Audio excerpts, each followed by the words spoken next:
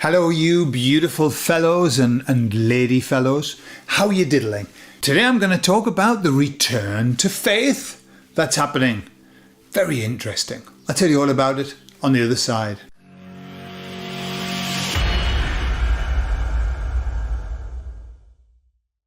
So you know the other day that we had this big power cut and we spent I don't know how many hours, 12 hours without electricity. And the emissaries were asking me what I thought of it, and I said, well, I think it's just one of those big distractions, these events that distract us from our journey. And the more that I go through this life, the more the things that I look at, the more I understand that I believe that the job of the baddies is to be baddies. Full stop. Do you know the agenda that we think that they've got and all of that? I think that's less important. I think it's all there to create fear. Their job, the baddies' job, is to make us shit our knickers. That's basically it. Why? Because they feed off that. That's their food. And so no matter how they do it, they want to keep us in this perpetual state of fear, which takes us off our track. It takes us off our journey because we're going, oh my God, what's coming? Agenda 2030 and oh my God, digital ID and no, digital money and all of these coming.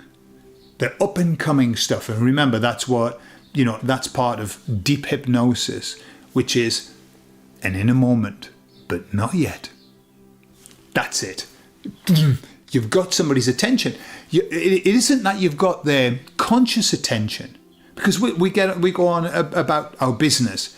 We've got the attention of the unconscious mind. When you say in a moment but not yet, the unconscious mind is like, okay, waiting for further instructions.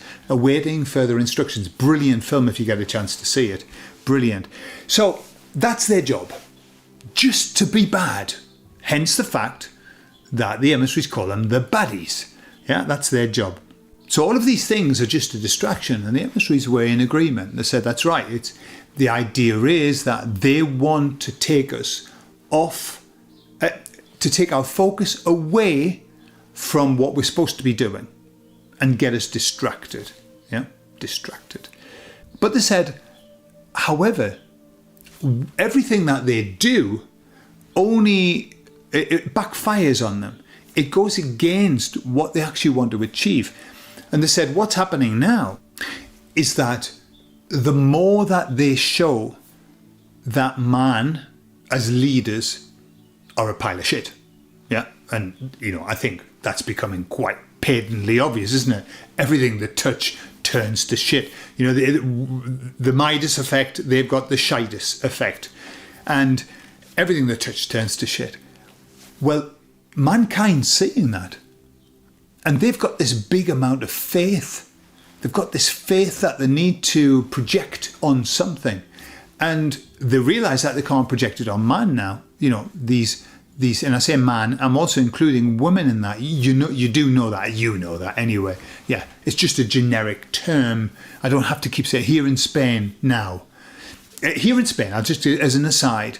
If you say the word everyone, the word everyone is todos. Now here in Spain they have masculine and feminine. What happens is this: if you've got a mix of female and male, the word's just masculine plural. All right, it's just the generic masculine plural, and that's like for ladies and gentlemen, everyone.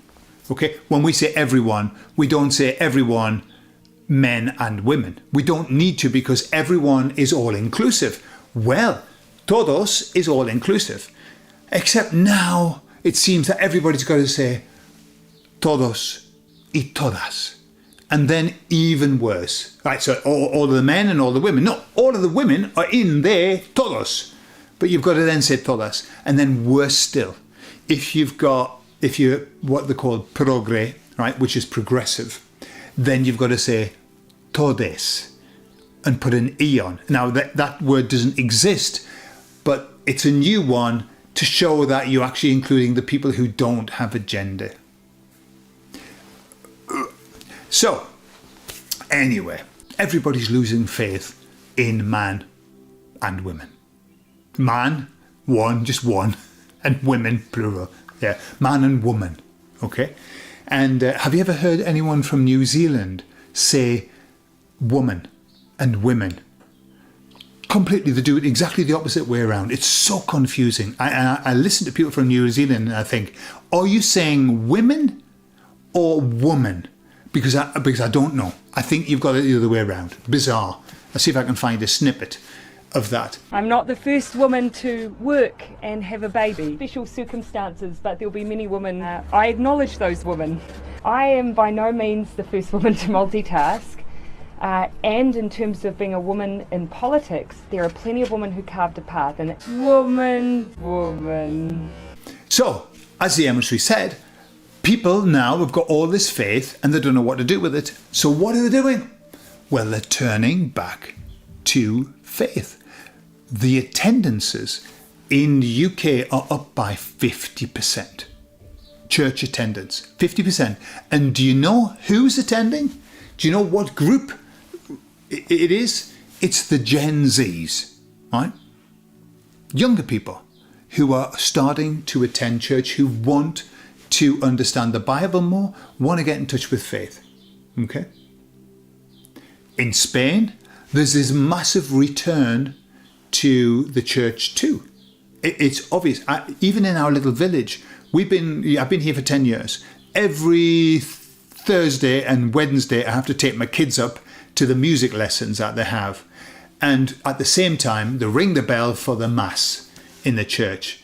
And there used to be old people. That's all I ever used to see. Just old people walking in. Now, all the families, like floods of people going into the church. And I want to go in too. Not for the mass, because it's really boring.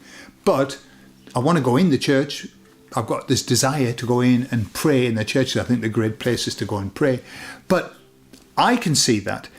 In the UK, there's this massive surge. People were saying the churches have never been so full.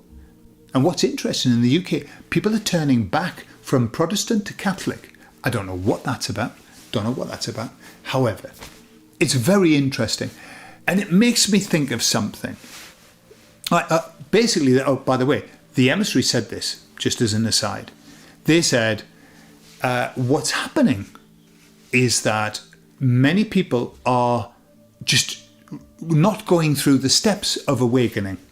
That's what they said. You know, the 3 steps: awakening to the world, awakening to self, awakening to God. And they said that they're jumping. They're not waking up to the world. They're just going back to faith. And they said, we would prefer that they went through the steps. However, the end goal is to return to God anyway. And that's where salvation is. So they're quite happy that people are doing it. They said all that happens is if you haven't done the work on yourself, when you return to faith, you can be easily entrapped in things like cults, or you can sort of take it too seriously, if you know what I mean. Yeah, but nice anyway. I would rather a million times over, I would rather that people had faith than not. Because why? In the studies it's shown that people with faith are less depressed. For a start, people with faith tend to be better people. Why? Because they've got some moral backbone, I suppose. They've got a few rules to follow. Yeah. And you know, when I was brought up as a Jehovah's Witness, and my father had a big problem with things like Christmas, right? And I remember that a boyfriend of an early boyfriend of my sister, he came over one Boxing Day or Christmas Eve, it doesn't matter. And he said, hey, I was walking along the road this morning and a car stopped and the guy said, are you walking along? Do you want me to give you a lift? And he said, well, thank you very much. It was freezing. And he gave him a lift. And he said, thank you very much. And the guy said, look, it's Christmas. If I can't do it at Christmas, when can I do it? Yeah. Lovely. And my dad, with a face like a smacked arse, said, yes, it's a shame that people couldn't do that kind of thing all year round. It's a shame that they have to wait for Christmas to be nice. Okay? Talk about a party pooper. My dad was a party pooper. He was a Christmas party pooper, that was for sure. And at the time I thought, yeah, but they've still done it. And it's like the story of the prodigal son in the Bible, if you know it. Like, one of them was really good, did everything he should do. One pissed off, started partying, spent all his money. I mean, life of debauchery, just did what he wanted. Okay?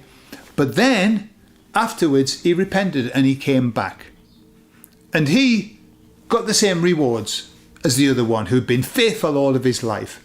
And the one who was faithful, I don't know whether I can't remember whether he got upset or whether he said, hey, I'm really happy for you. I don't know. I can't remember now. There's a few stories like that. But the point of the matter is that it's better late than never to come back to faith. Many people turn to faith when they've had an awful, awful experience, a traumatic experience. Does that make it bad? Does that take away the fact that they've returned? No. They've just done it. At least they've done it. Better that they've done it now than never. And I suppose the lesson is that God's love isn't based on any condition. It's unconditional. Well, I'm saying that. But if you read and believe the Old Testament, it is conditional. And it's based on do exactly what I tell you or I'm going to smite you. However, that's not really the God that we know, is it? That's not really God, I don't think. It's something completely different in the Old Testament. And even in the New Testament, it's a bit dodgy at times. I'm not entirely sure that they're talking about the real God. So to finish the conversation, I just said to them, so what's it like upstairs then? Up there, up in heaven? As a joke, because they often remind me, we're not there. And I said, yes. But anyway, they said, we're very busy. We are very busy. And I said, busy doing what? And they said, well, it's just that so many people now are crying out or calling out for help. And they said, that's when we have permission to get and help them, when they're crying out for help. And I said, so when they cry for help, what help do you give them? And they said, it depends on the question, depends what they're asking for. But whenever they do, we are there. And that's why they said, we're very, very busy. And they've had to call in reinforcements. So they say, boost the numbers because there's such a lot going on. Beautiful, beautiful time. I really do think right at this moment, we are on a pivot point. A shift is happening that's never happened before. The biggest shift ever. And we've seen some big shifts, but not like the one that's happening now. Beautiful. And it's lovely to watch. Let's see. I love you all. And I'll see you all later. Put in the comments whether you are seeing the shift or not. And whether you feel drawn to step into a church like what I do. I love you all. Bye-bye.